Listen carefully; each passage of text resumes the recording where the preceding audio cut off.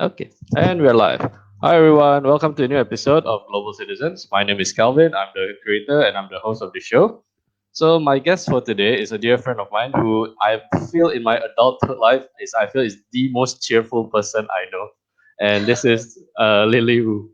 All right, Lily, maybe would you like to introduce yourself to the audience? Yeah, sure. So, hi everyone. My name is Lily. I'm currently working at a Singaporean company called NewCampus as the host success kind of manager, where I help and find instructors from around the world. Um, yeah, so currently I'm traveling around the world, learning languages, doing different projects, which is really suiting for the type of work that I do because I work for a lifelong learning school and I'm just pursuing a lot of my curiosities and my hobbies. Yeah. All right. Okay. Just to let you guys know, Lily is actually from Australia. However, her parents are actually from mainland China. So Yeah. she is actually a cross-cultural kid, and technically she fulfilled two of the criteria of my typical guest, and that is also an expat.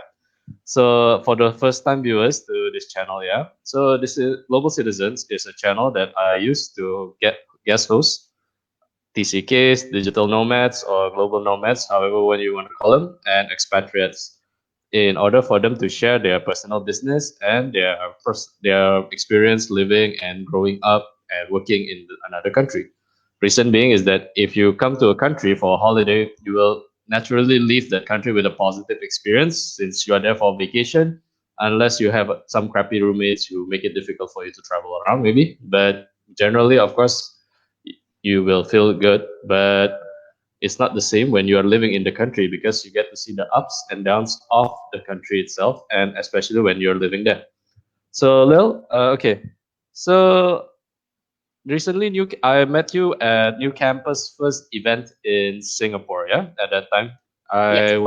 I was actually going to attend the second one, but I'm living in Indonesia now. So at that time, when I Yeah. was about to arrive, the event is already on the way. So I'm so Oh, sorry I missed that one. oh, good. Oh, good. We have another one coming up in March next year. No worries. All right.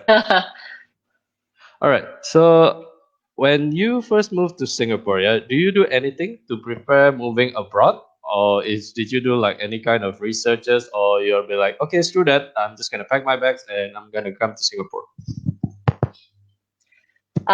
So actually, really funny story was that I used to own my own education company. So how this all happened was that for 5 years, I had my own company called Austrian International, which is basically where we ran career boot camps for students. So I was very used to traveling in that sense. We would run these 3 week career boot camps where there would be places like Singapore, Hong Kong, Sydney, Melbourne, New York, Shanghai, Wow. where we partner with different companies, and within 3 weeks, students are able to do two entire projects. So anyway, last year I decided to wrap up the company because I felt like I wanted more opportunity to learn from other people other than myself, and I wanted an opportunity to grow. And New Campus came up for me because first I knew the founders, but I wanted to join something that was also in the education space, but not necessarily in the university or the academia market. Yeah. And so this really worked out for me because first of all, the entire team at the time was completely remote, and the second thing was that I wanted to travel. So my plan for this year was actually to go to 4 different countries: so Korea, Japan, a country in Europe, and then South America for 3 months each, and learn the language. So I don't know if you know Scott Young, but I was really influenced by his 4 countries in a year, learning 4 languages. So I was going to do that whilst working. And um, I was in Hawaii last year when my employers called me and was like, hey, we're actually planning to expand and rebrand what was called QLC to New Campus, and roll it out in Singapore. So do you want to come and relocate to Singapore next week. Wow. And at Wow. the time, I had booked my tickets to Korea to do like 3 weeks of Korean study already. So I said, I will do my 3 weeks of Korean study, and after that, I will relocate to Singapore. So it was really sudden. But you know what? Doesn't matter. I'm a pretty YOLO person. So Yeah, that is really yeah, YOLO. It's like really, I really just YOLO. yeah. So Wow. after the 3 weeks in Korea studying Korean, I just flew to Singapore, and my job at the time was to be the country manager and roll out NewCampus into Singapore, and that period was going to be a 6-month period anyway. And the idea, but you know, styles always change. But the idea was that I would go to different locations and expand NewCampus and roll them out into different countries. So yeah, that's what happened. I ended up staying in Singapore for 6 months. Yeah. Okay, okay. So what do you say is the biggest challenge in working outside of Australia? The thing is because, right? Uh, Mm, the thing is that even though Australia is in general is considered as represented in Asia in international competition, they are actually not specifically. They are part of Oceania within the yeah, continent. So yeah. there's completely different customs. So one of my most Mm, I have a guest earlier with last time called Miss Carrie Phipps, who is actually an mm, Australian. She's yeah, an international speaker in Indonesia, and yeah. my sister visited Australia. And what she told me is something unique: is that like when you enter a retail store, like they are really genuinely trying to be approachable to you. Like they really genuinely appreciate your companionship. But in Singapore, if Mm, you're just come to browse at a store, they're just like, get the hell out of here. That's what they want you to do. Buy something or you get out. So what was the challenge when interesting. you were working between the two countries Um, though? Actually, I had the opposite experience, but Wow. um, I'll preface that by saying that I have been to Singapore a lot before I moved, Yep. especially since in my old company, I used to run like 15 different career boot camps, and our most popular program was in Singapore. So I'd already Wow. been used to Singapore, and I really enjoy being in Singapore because to me, identity wise, I feel like Singapore is like a More mix acceptance. Yeah. between the culture, and so I Yep. immediately feel like I'm at home. Um, Right. there is some sort of like dissonance when I am in Australia. Like I feel like I may or may not belong sometimes. But in Singapore, Oh. I don't feel that at all. And something that really surprised me was that I found that in Singapore, a lot of people are very approachable, which is why, you know, for NewCampus with a completely new brand, people are willing to help out, were willing to meet up with me, and people in really, really high areas. So this includes, you know, Yeah. the ex-MD of UBS, right, 2 Wow. million followers on LinkedIn. He was one of our keynote speakers in the first Fast Forward for NewCampus. Um, I started holding like women's breakfasts, inviting like really high-profile women in different industries within Singapore. So this includes like, for example, director of Oracle, the COO of IBM, the vice chairman of Citibank. So really, really Wow. impressive people. And the thing in common is that they are super approachable, super nice. And I definitely would not have had that experience in Australia. Actually, I didn't. Wow. So because maybe I don't know, Uh, people appreciate work-life balance more in Australia. They're like, why do you want to meet up with me, you know, after hours, or why should I meet up with you? Like, who are you even, you know? So yeah. maybe it's the whole also there's a lot of expats and there's also a lot of locals who are used to, you know, mixing with different types of people. I found that people were generally nicer and more open to meeting. Yeah. Huh. So it's a bit of case of the glass is actually greener on the other side for both you and my sister. Yeah. Okay. Yeah. Okay. Wow. That's really Yeah. wow. That's contrasting. Okay. Okay. Yeah. Okay, so I'll dive into the topic of new campus. Yeah, so maybe you can elaborate a bit more on new campus, and also for the second, it's a two-part question. So, in your professional opinion, right, what do you think is the millennial and post-millennial generation needs to learn, or what they should do now in order to succeed in this social media and digital era? Because Sure. I think that's the main focus of new campus, right? Yeah, so a little brief about New Campus is we are basically like a gym membership for the mind. So we run daily classes out of a network, a global network of co-working spaces, Yep.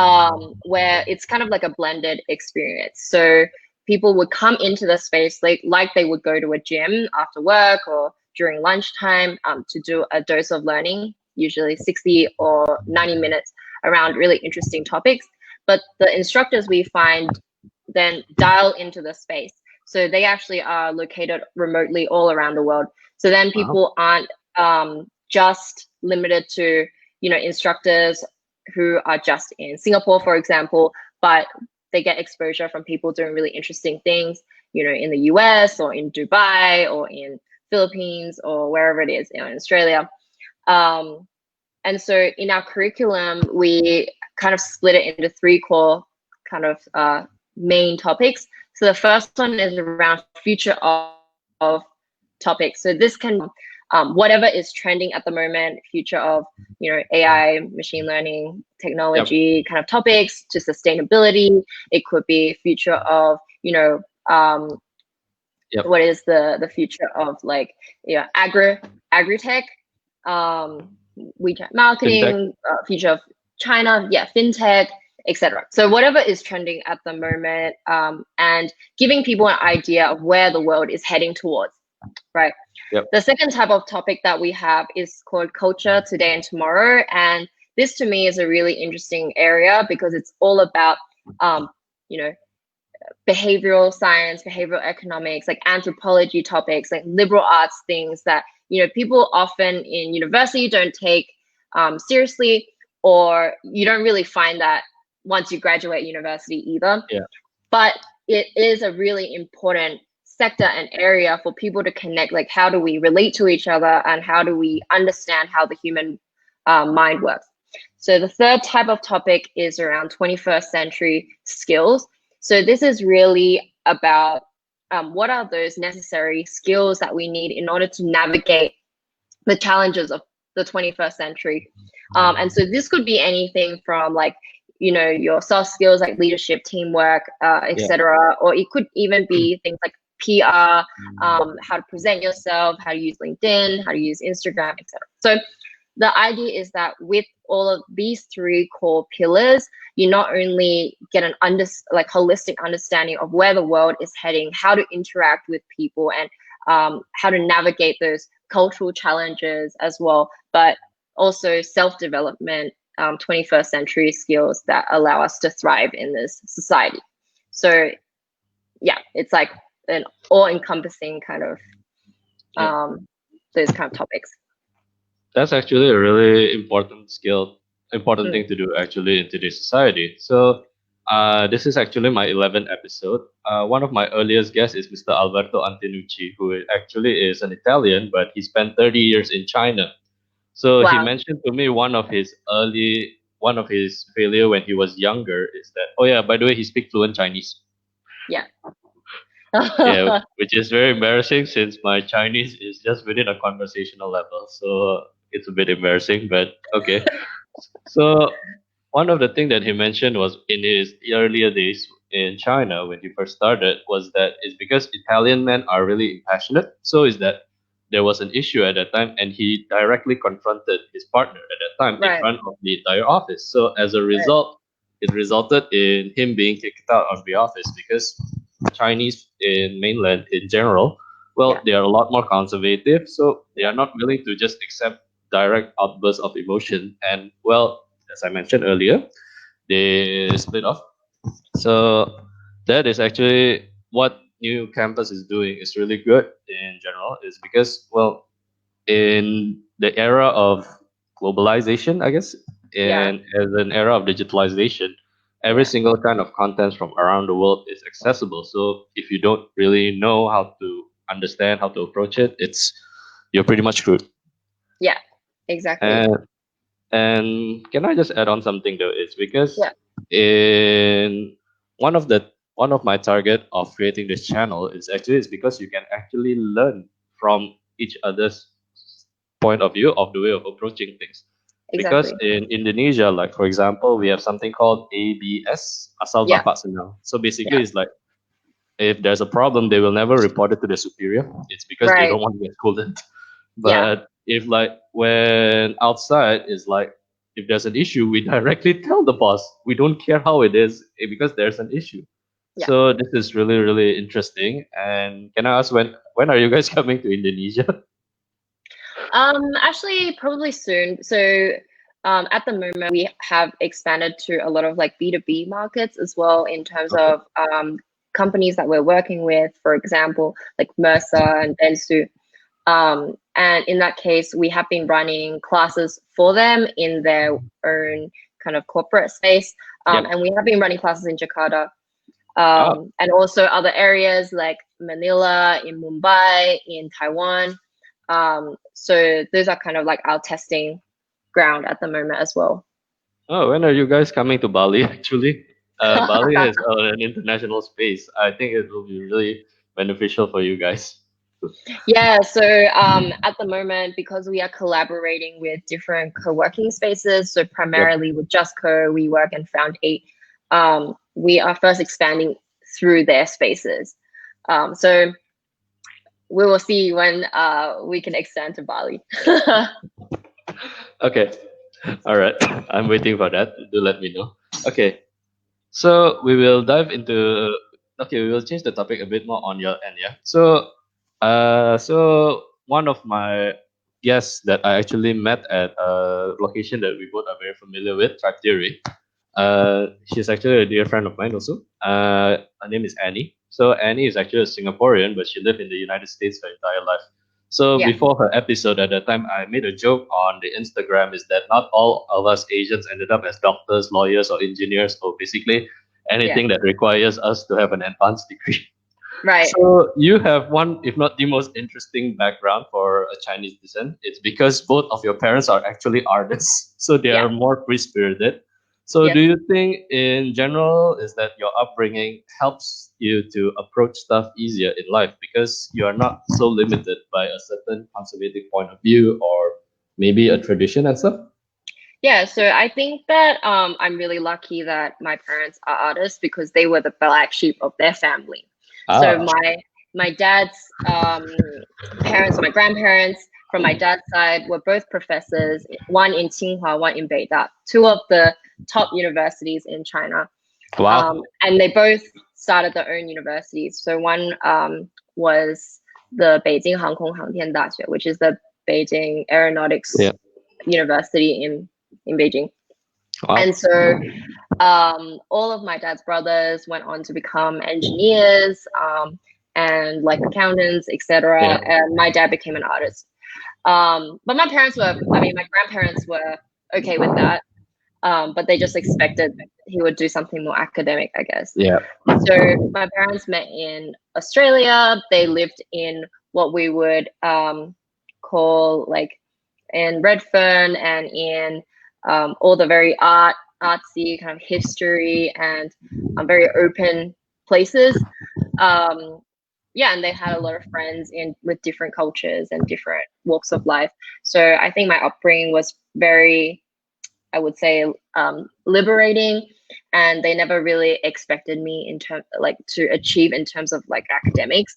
But in return, I was really hard on myself in achieving in my academics because the high school that I went to was one of the kind of like best high schools in Sydney, where you had to do a test to get in, and Wow. I was kind of indirectly influenced by my peers in the sense that they were all doing tutoring, they were all like really academic, Yeah. and their parents were like tiger parents.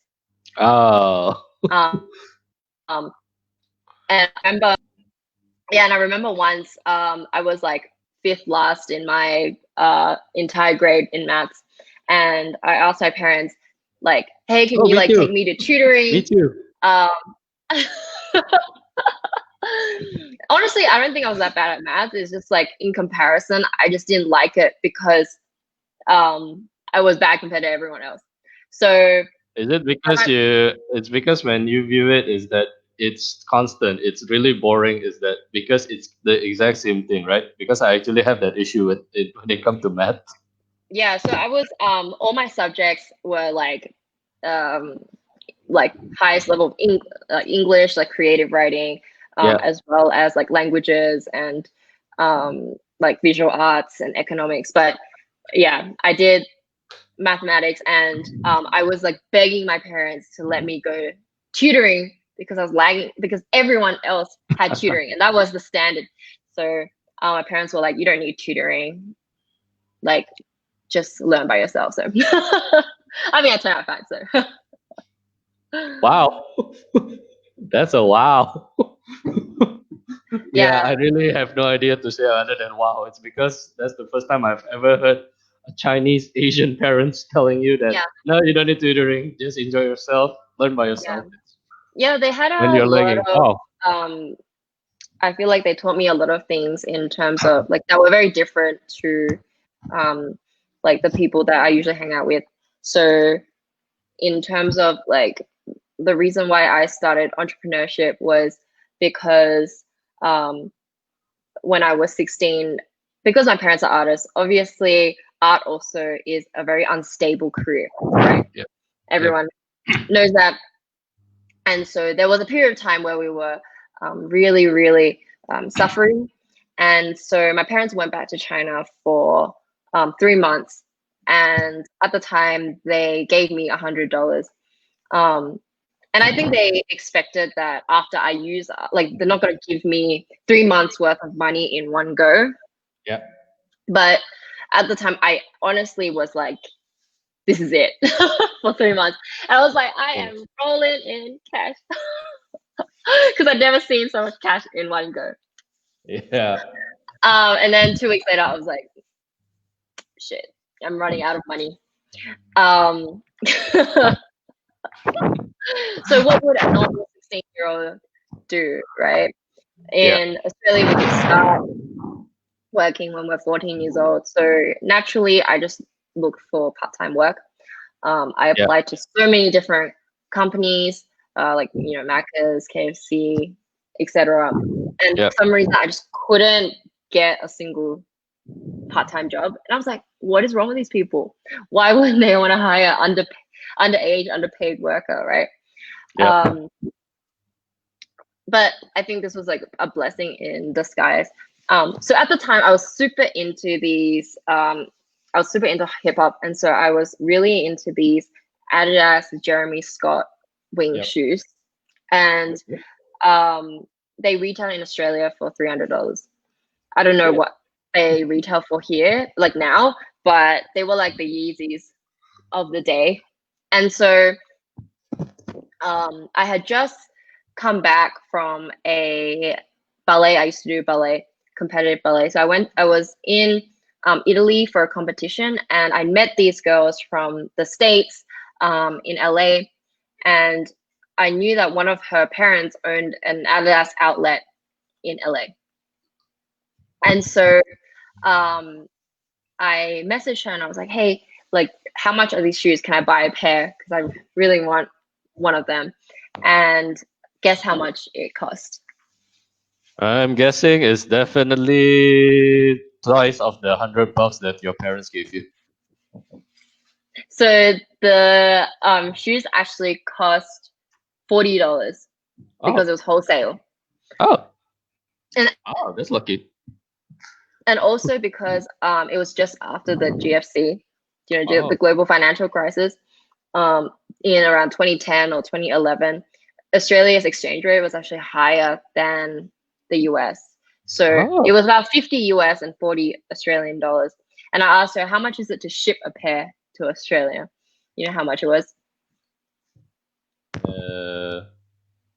$10. So it was 40 as well. It was the same amount Dang. as the shoes because Australia is in the middle of nowhere. and it takes Yeah.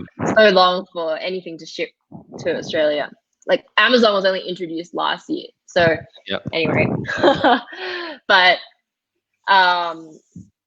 my friend said to me, hey, however, if you get an order of 20, like if you just get your friends to chip in as well, then the shipping would be free, right? Oh.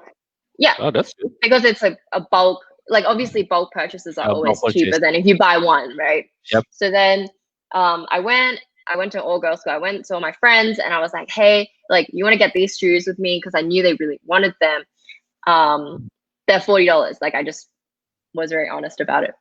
Do you know what they said? Yes. So that's what I thought as well. But they said, there's no way that it's this cheap. Like it has to be fake. Oh, okay. And I was like, okay, first of all, Australia is always a season behind the States, right? Like we're literally a season behind. So whatever is out of fashion in the States becomes in fashion in Australia after a whole season. So by the time they want to get rid of it, it's popular in Australia. The second is that, the exchange rate was so good, which is why it was so cheap. And third of all, it's a wholesale. Of course, like people are going to jack it up if it's a retail price, right? But anyway, they were still like, oh, I don't know. And I was like, seriously? Like the only issue is price. So I went to another group of friends. I was like, hey, these shoes are $80 because even if I don't reach an order of 20, at least it pays for the shipping. Yep. And so I had this one friend. He went to a guy's private school friend whose parents are probably business owners. And he said to me, actually, I have a group of 20 people who would love to buy these shoes, but what do I get out of it? Oh, okay. Right? Okay. And so I said to him, you know what? If you get me an order of 20 by the end of this week or in a week and a half, then all you have to do is you can sell it for as high as you want, and you can, as long as you sell it over $80. So I will take a $40 cut, but you can, if you want to sell it for $150 or $200, sure, you can make a $120 cut, $150 cut. Wow. And so my friend was like, deal. And so all I did was I had this Word doc of the different colors of the Jeremy Scott shoes.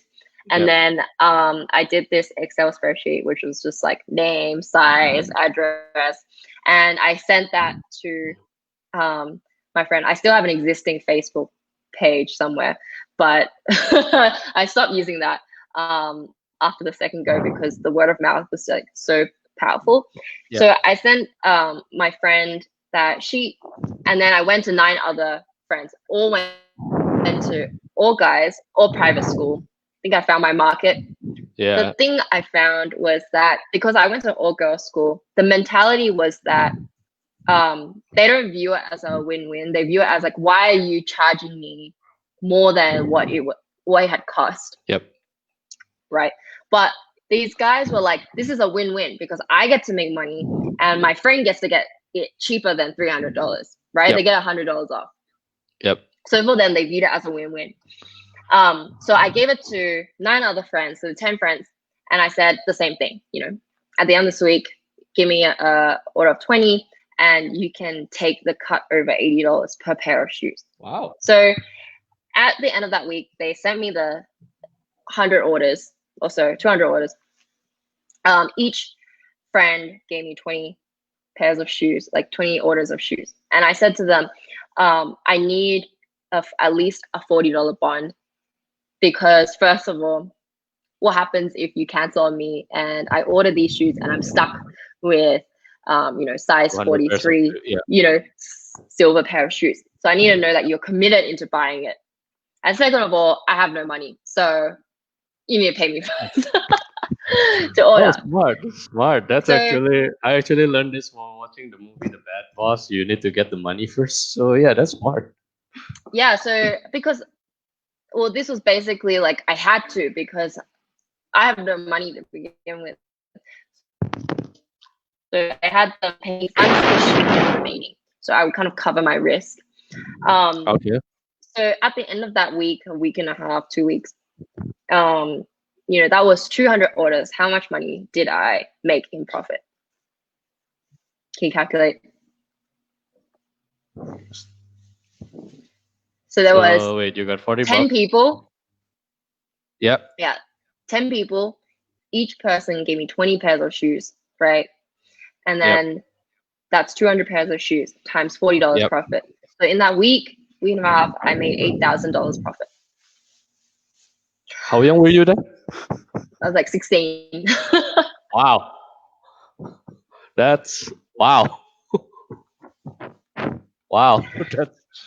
So by the time my parents came back, they were like, what are all these shoes doing in our living room? Like, are you stealing cars or something? They're like, what is going on? And then by the time I had finished high school, and by the time I stopped this, I'd made about $500,000. Wow. Yeah. That's so wow. By then it was like different types of shoes, etc. So it taught me a few things. So the first thing was that I had no idea what entrepreneurship was before this. Like I wanted to be a graphic designer, and go to Japan, do animation. Yeah, I was super inspired by Hayao Miyazaki. Howl's Moving Castle. But yeah, and my brother's a designer, my parents are artists, right? So that was kind of the natural direction that I was heading towards. But this taught me that entrepreneurship is really just about problem solving, whether it's solving your own problems, or solving society's problems, or solving your company's problems. Entrepreneurial thinking is really just a mindset for problem solving. The second thing that I learned was that the power. Imagine if I had just taken that job at McDonald's, right? Yeah. Making $15 or $14 an hour. So would you consider that as like your? Sorry. Yeah. Sorry. Carry on. Yeah. So a lot of my friends, by the time the power was that, even though selling shoes is nothing super altruistic, it's very materialistic, and something like that's why I stopped it in the end, because I actually wasn't really interested in shoes. I just wanted that one pair. But what I realized was that, so many of my friends finished high school and could put down payments for a house. This is what we basically all did. We put down payments for a house. We could pay off our university fees if we wanted to. And the third thing that I learned was that actually this was really liberating, because I no longer have to worry about money. So the choices that I make, as long as that's what I will go towards.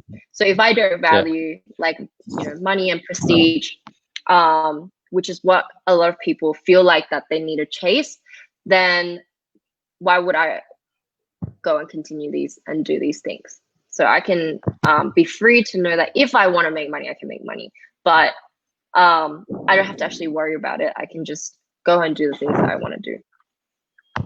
Actually, I'm glad the last part that you mentioned regarding value. So one of the reason why I started this channel was that when I was in Singapore, I think it was in the month of November or so.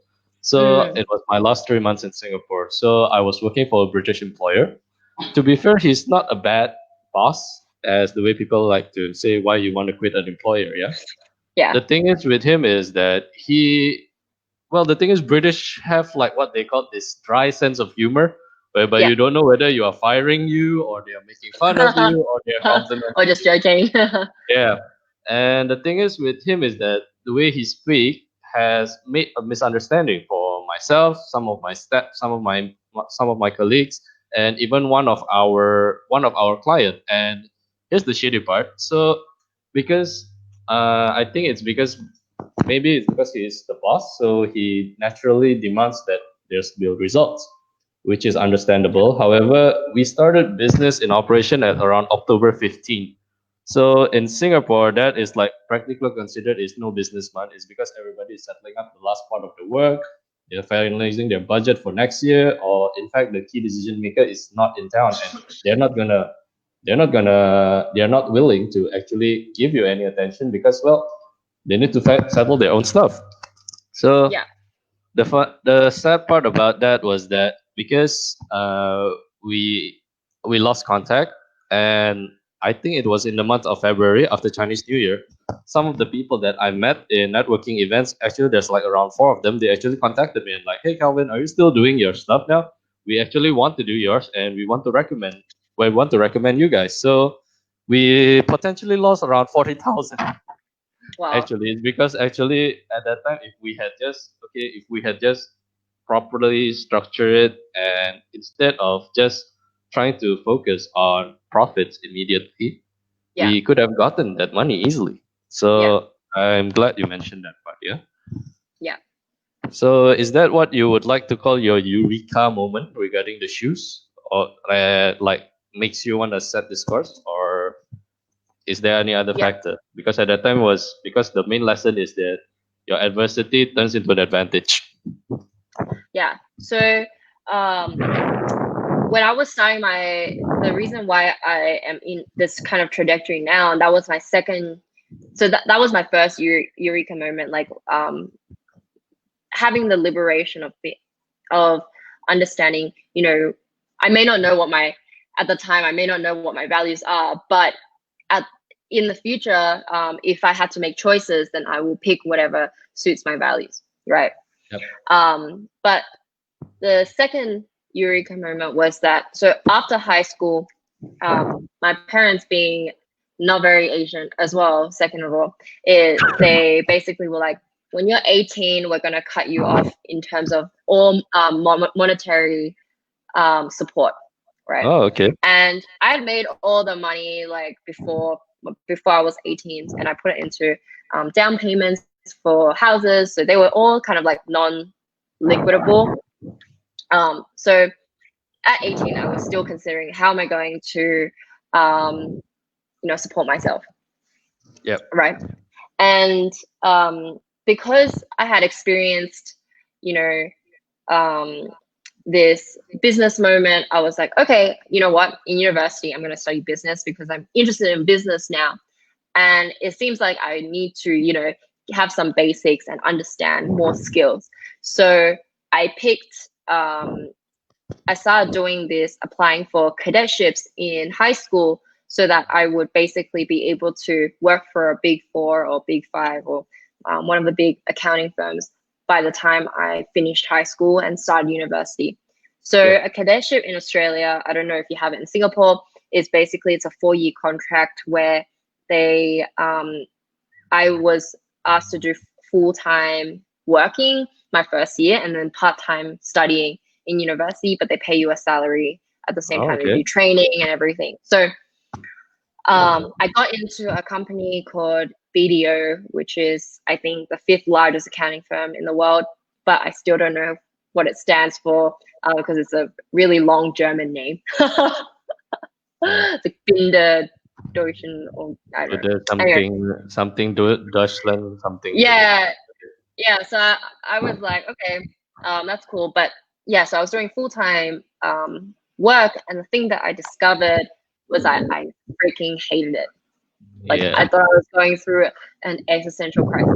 And that's when I realized, like, before I joined the company, I thought, this is so cool. Like, I'm going to be working for a really big company. I'm going to get all this experience. But I honestly didn't even know what I was applying for. Like, I applied for this section called enterprise advisory. So naturally, from the name, I thought that Business you'd be doing development. advisory, right? Like you talk to Yeah. clients and things like that. But it's actually just you do tax returns, you do financial statements, you stay in an office, you do not talk to any clients. Oh. So that, Yeah. there was a huge Yeah. gap in my understanding on what I was signing up for. Yep. And so after I did it for 1 year, my initial plan was I was going to do 4 years of this. But after 1 year, I decided to quit. And so many of my friends were like, Lily, I'm so jealous of you. Like, why would you quit this? Like, by the time we head into our second year, which is a penultimate year for a lot of people doing a 3-year degree, don't you know how competitive it is during the penultimate and final year to get one of these positions? And I told them, you know what, I am really lucky. Like, I'm lucky to know what I never want to do again. And so Okay. it kind of made Wow. me really sad to feel like if I never had this experience working for this kind of big accounting firm, it just didn't suit my personality at all. Yeah. In terms of like, you know, I'm someone who loves autonomy. I'm very like spirited, entrepreneurial spirited, right? But this is Yeah. these are like huge corporations that have a lot of structure, a lot of bureaucracy, which is natural across big companies. Yeah. But A lot of I big felt companies. stifled with that structure, and I felt stifled in that kind of like slow moving kind of attitude of this is just the way that it's done. Like there may be better ways, but you know, there's nothing we can do about it. So that's the kind of thing that I didn't want. And yeah, so it made me sad to feel like if I never had this experience, I would have gone through my 4-5 year degree thinking that the trajectory of my career is to get into one of these big four accounting firms, or because I studied commercial law as well, like to get into a law firm. So Yeah. that would have wasted another 5 years of my life. So I'm glad I did that in my first year of university. Wow. Yeah. In a sense, like, if I want to put it, it's like it's like a blessing in disguise. Yeah. Like, Absolutely. I'm really okay. grateful for that experience. Yeah.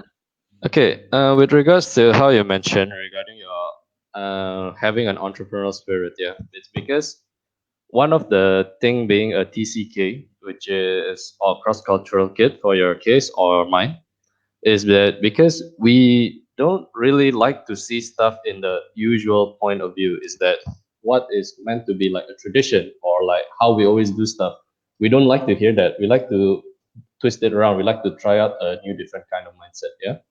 So this is actually a question from one of my previous guests, Miss RT. Shout out to her. So this one is like in the last 5 years or so, with constantly living away from your home, or in fact having to travel around or abroad, what new belief, behavior, or habit do you think has improved your life? And also, right, this is actually also, how do you establish a proper relationship with it? It's because from past experience, I know I have been in crappy relationship because I just cannot get inside in tune with my partner at that time. So how would Mm. you how would how about yourself for that? So I actually met my current partner on the first day that I arrived in Singapore. Ah, So he quit his job last year. He used to work for a big like tech company in San Francisco, and felt burned out after working there for six something years in that kind of Silicon Valley mindset. And so when I met him, he had just started traveling in January, like a year long traveling, and we really connected in the sense that first my to be trip sounded almost identical because he was like, I'm gonna do 6 months in Asia and then 6 months in um like Europe and South America. And I was like, what? Don't copy me. But well, you also guys can travel like when we together, huh? talked, a lot of our values really aligned.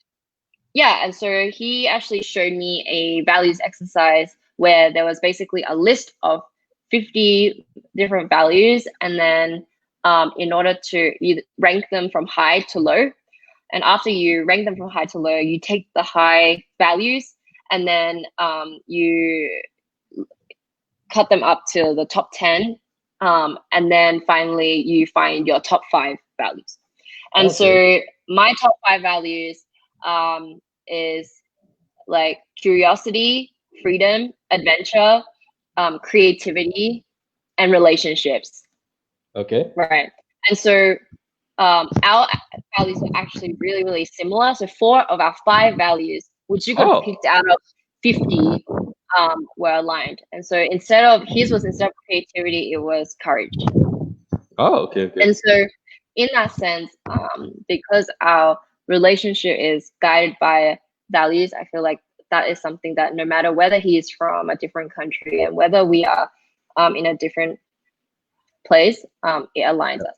And also because the second thing is that I always knew that I wasn't going to or just stay in one place. So I built my life so that I could be flexible. And in that sense, this relationship could work because basically it lined up. In July, I told my employers that I was going to start working remotely. And because I had already been in Singapore for 6 months, which was the previously agreed time that I would help roll out NewCampus as the country manager, and also the fact that they already had they already knew that I wanted to travel since I joined the company. It didn't really come as a surprise to them that I would start traveling again in July. Kind of get the bug out of my system as well. Because it was always what I wanted to do. And so I decided to join my partner and do 3 months in Europe, and then until January next year in South America and learn Spanish. And so, hola. So in that sense, those things all really matched and lined up. All right. So yeah, any chance you can send me the link for the 50 value question thingy? Yeah, maybe absolutely. I can put it inside your description box. Yeah. Absolutely. For anyone else who is watching this, who is interested to find your potential partner. So okay, one of them is my uncle actually. So hi uncle. Okay, never mind. Okay, so this is my last question actually. If you can talk to your younger self, okay, from years back, okay, what three advice would you give to her? And this advice actually, if possible, can you also maybe imagine you're talking to a college student also, something that's applicable to your younger self and a college student who is about to enter the real life, because what you said, not everybody would be lucky enough to find out what they're good at, what they are bad at, what they like to do about themselves. Yeah. So I have 2 pieces of advice. Yep. The first one I would tell my younger self is to not bother planning so far in advance. I used to be so forward thinking that I wouldn't even live in the moment, because I would be like, by 30, I'm going to be like this, I'm going to do this. So that's great to have a compass. But at the same time, I was like, in 5 years, I'm going to finish this cadetship, and then I'm going to do this and this. And then by year 1, I quit my cadetship, start a new company. Then 5 years later, I'm doing something completely different. So life has a way of doing, changing things on the fly, and you want to be flexible. For example, if my company was like, hey, do you want to relocate to Singapore? And I was like, oh, but I don't want to move, or I'm not ready to be prepared for these changes. Then that's a lot of opportunities that I would have missed out. Exactly. So part of growing up also was learning that I have to be prepared for any opportunity that comes along and be ready to take them, because you never know what doors are going to open. Yeah. The second piece of advice is that I would say not just be open to opportunities, but you never know what your passion. A lot of people will come up to me and say, hey, I don't know what my passion is. How do I find my passion and do the things that I love, etc. And I would say to them, what have you even tried? Because so my old company was called Ozterm, and the original name came because it was just Australian interns squished together. But I realized, I want to say that's creative, but that's kind of okay, I just did some names, so okay. Oh yeah, it was a 1 second name. Wow. But one day I was looking at Google Trends, and I found that I was like, why are all these people in Germany looking at Austrian? Wow, such a global international audience. And I look at Google Images and I realize that Austrian in German actually means oyster. And so from that day onward, I turned it into, because Austrian means oyster, the more opportunities, the oyster shells that you open, the more likely you're able to find your pearl, right? But unless you Ah, take oh, you those can use times that as a to tagline. exactly, so unless you actually go and try a lot of different things and be open to learning a lot about a lot of different things, how do you even know that you'll be interested in those areas, or what you're going to be naturally good at? So in that sense, I would say don't be so focused on finding like being like, oh my gosh, I don't have my passion, because a lot of people don't know what their passions are. But it's probably because you haven't tried enough things. Like for me, my passion is that learning process. So I love trying a lot of different things. I love the idea of learning how to learn. And I think Yep. that is the number one skill that you can gain by like meta learning or ultra learning, you know, especially in this. My advice for people, especially that question on what is that skill that you need in order to survive Yep. generations, future changing society, is the ability to learn Yep. and to be curious, because people might teach one particular skill like coding or like digital marketing, but at the end of the day, those Yep. things can also be automated. So what is really important is how curious you are and how willing you are to learn, because that is the thing that is going to allow you to be adaptable no matter how the world changes. All right. Okay. For those tuning in, please be a lot more open-minded. I think that has worked really well for Lily. She's an amazing woman. I met her in Singapore at that time, and I have a really positive impression just by meeting her for the first time. So I'm thankful we keep in touch. Yeah. Okay, so Yeah. this is the end of Global Citizens, episode 11. So a bit of shout out to Vanan. Vanan is actually an acquaintance of mine that we met at Instagram at that time because he was learning from a friend of mine who is an international speaker, Mr. Eric Fong. And the other one is my uncle-in-law, and that is and so hi Om, apa kabar? And with that, that is actually the end of this episode. Okay, so I'll be back in Singapore around. I'm not sure when because I need to settle some stuff here in Indonesia. Yeah. Hope you'll be back in March, right? If I recall correctly. Yeah. No, back in Right. March. Looking forward to see you and all the guys there. Shout out also to Tribe Theory because I actually have at least 3 or 4 of my guests actually that I met at Tribe, including yourself. Oh, awesome. Yeah, All right. exactly. All right. Okay. Thanks, Have a good. Alvin. Thanks, Lily. Have a good night. Bye. Bye.